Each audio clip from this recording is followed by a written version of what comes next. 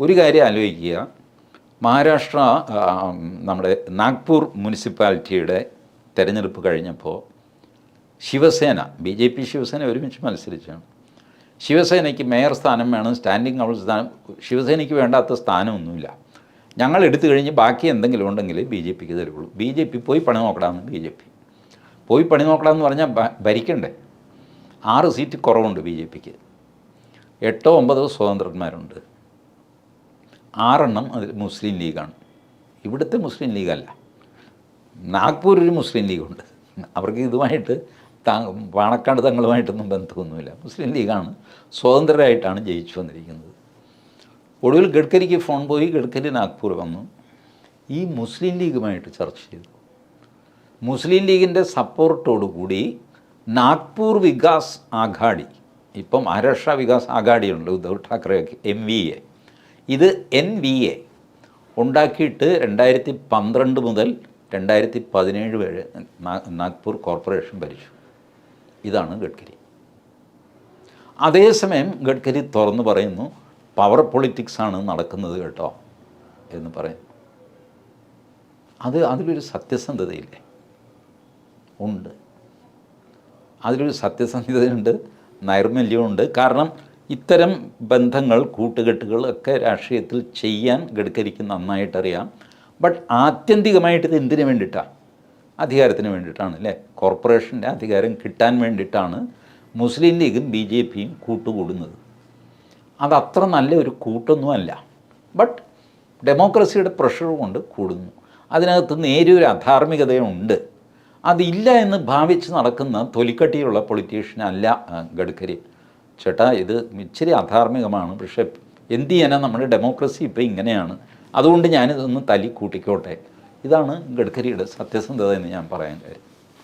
അതുകൊണ്ട് ഈ ഗഡ്കരിയെ മോഹിച്ചൊക്കെ കോൺഗ്രസ് നടക്കുകയാണെങ്കിൽ വലിയ കഷ്ടമെന്നേ പറയാനുള്ളത്. വലിയ കഷ്ടമാണ്. കാരണം 2 കഷ്ണമായിട്ട് വെട്ടിയിട്ട് കഴിഞ്ഞാൽ കൂടിച്ചേരുന്ന ജാതി RSS ആണ് Nitin Gadkari. You just cannot change that മാൻ.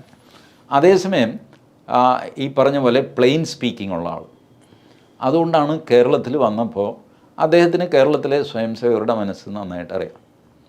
പിണറായി വിജയനെ അറിയാം, ഇവർ തമ്മിലുള്ള ശത്രുതയെ അറിയാം, ഒക്കെ അറിയാം. അദ്ദേഹം പോയി പിണറായി വിജയൻ്റെ വീട്ടിൽ ഊണ് കഴിച്ചു. അതൊരു വലിയ ഇതായിട്ട് കൊണ്ടുവന്നില്ല, ഒന്നും സംഭവിച്ചില്ലല്ലോ.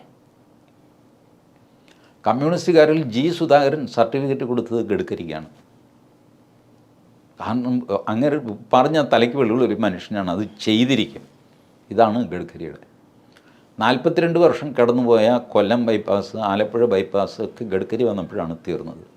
അതിൻ്റെ ഉദ്ഘാടനത്തിനും ഗഡ്കരി വന്നുമില്ല. നടത്തിക്കോളാം. കാരണം ഗഡ്കരിയെ സമയത്തോളം ഈ ബൈപ്പാസ്, ഈ 2.25 മുഴം നീളമുള്ള ആലപ്പുഴ ബൈപ്പാസ് എന്ന് പറഞ്ഞാൽ ഗഡ്കരിക്ക് ഒന്നുമല്ല. അങ്ങേരെ 7-14 ലൈനിനുള്ള വലിയ ഹൈവേ പണിഞ്ഞുകൊണ്ടിരിക്കലാണ്. അപ്പോൾ ഇവിടെ ഉദ്ഘാടനം സാറ് കാരണമാണ്, ഞാൻ കാരണമാണ് വെച്ചാൽ നിങ്ങളങ്ങ് ഉദ്ഘാടിച്ചോ എന്ന് പറയും. അദ്ദേഹം വീഡിയോ ഇതിലോ മറ്റോ പ്രത്യക്ഷപ്പെട്ടു എന്ന് തോന്നുന്നു ഏതൊരു സ്ഥലത്ത്. അദ്ദേഹം അതിനൊന്നും വരില്ല. കാരണം ഇതൊന്നും വലിയ കാര്യമൊന്നുമല്ല. അത് മഹാരാഷ്ട്രയിൽ PWD മിനിസ്റ്റർ ആയത് മുതൽ അദ്ദേഹം ഈ പെർഫോമൻസ് കാണിക്കുന്നതാണ്. അങ്ങനെയുള്ള മനുഷ്യനെ കോൺഗ്രസ്സുകാർ പോയി അപ്രോച്ച് ചെയ്തതിന് കുഴപ്പമൊന്നുമില്ല.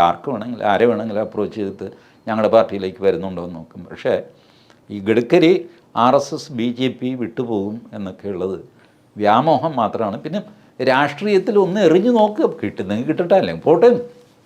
ഇതാണല്ലോ രാഷ്ട്രീയത്തിലെ കളി. അങ്ങനെ ഒരു പക്ഷേ എറിഞ്ഞു, ആ എറിഞ്ഞതിന് മറുപടി ഇതാണ്, അതങ്ങ് പബ്ലിക്കാക്കുക. കാരണം നാളെ ഒരാൾ ആത്മകഥയിൽ എഴുതി കച്ചറ ഉണ്ടാക്കാനൊന്നും നിൽക്കരുത്.